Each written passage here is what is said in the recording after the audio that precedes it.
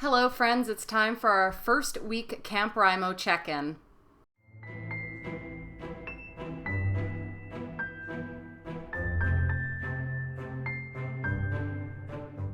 Okay, let's get right into this because my schedule is stupid busy and I have under an hour to film and edit and schedule this video. So that's fun.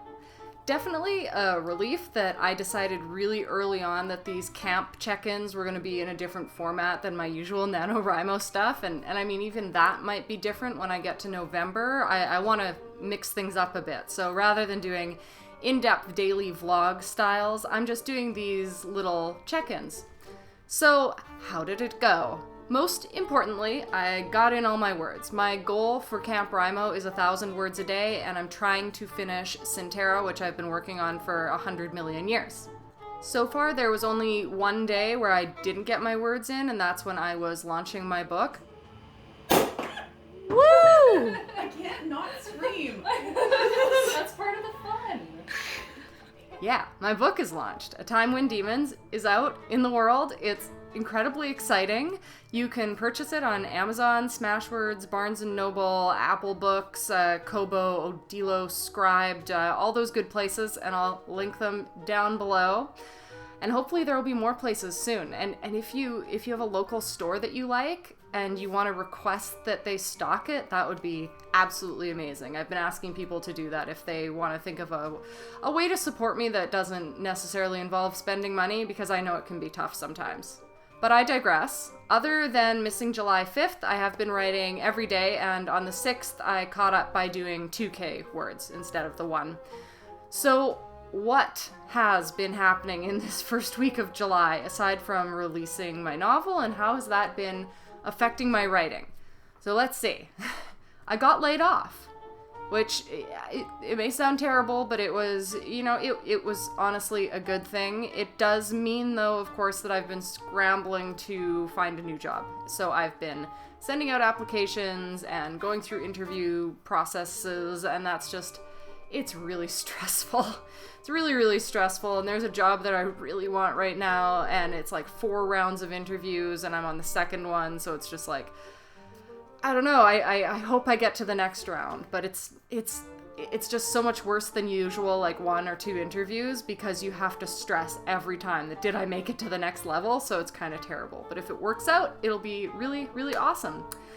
I have also been working on my cat sitting business. We do home visits and boarding, and it really blew up over the summer to the point where we actually had to cut down on home visits. So I've been going around the city and walking around a lot and spending a lot of time just hanging out with cats, which is nice, but kind of hard to schedule everything else around that when you're, doing 15 minutes walk, hang out for half an hour, etc., etc. I also got to care for my friend's snails, so that was different and fun. My mom and I have been doing a lot of great cooking to relax, so that's a plus. And most exciting, I guess, I've been having a lot of creative calls and meetings for a project that I'm producing, and I know I do this all the time, but I can't talk about it.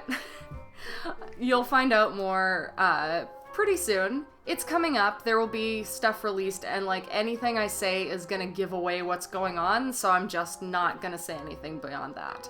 For my writing, I've been writing mostly at home, also going to a local park when it's nice out, and also a local pub called Next Door, which I absolutely adore. Even though, cat sitting business, that's definitely staying in. That's Alois, he just arrived. So, anyhow, even though I'm in the midst of a lot of schedule upheavals, I am really glad that I've been sticking with the writing, just because it is going extremely well, and it's been a sanctuary from the stresses in the rest of my life, because, even when it's good stress, it is still stress, and it still affects you, and I'm exhausted all the time. So escaping into that world of Synterra is just a really nice cure for that. And I'm also just so happy to finally be focusing on and finishing this project that's been in the making for more than half my life.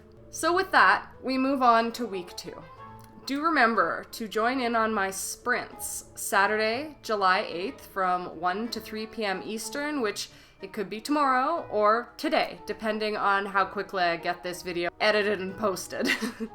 One note, which I mentioned in my first camp video, sprints will only be hosted on Wednesday this upcoming week, 8 to 10 p.m. Eastern, and not the usual Thursday as well, because I am going on a creative retreat from the 14th to 16th, which will be my one slight nod at actually camping, even though it's pretty far off from a like roughing it setting. It's very much glamping if we're even going to compare it to camping, but you'll see. I'm gonna get some pretty footage, and I think that'll be cool for the video it's a part of. That also does mean that Saturday sprints will not be happening next weekend, but they will be back the weekend following. I'm looking forward to chatting with you all next week more about my writing in greater depth, just because this check-in has been a little all over the place, and that's how my life has been. But next week I expect to be a little more chill, so I will be zoned in more on what I'm actually working on and talking to you about here. So yeah, I guess camp is going really great so far. I hope it's going well for you. Let me know in the comments down below if it is, if it's not, you know, what troubles you're having. If you're not participating, let me know why you've chosen not to and if you might give it a shot in the future. I think that, like NaNoWriMo in November, it is a really good exercise for authors to complete. As always, please remember to like, subscribe, hit the bell button so you actually get notified when I post a new video. And last but not least, I hope that you are having a day that is just as wonderful as you are. Bye.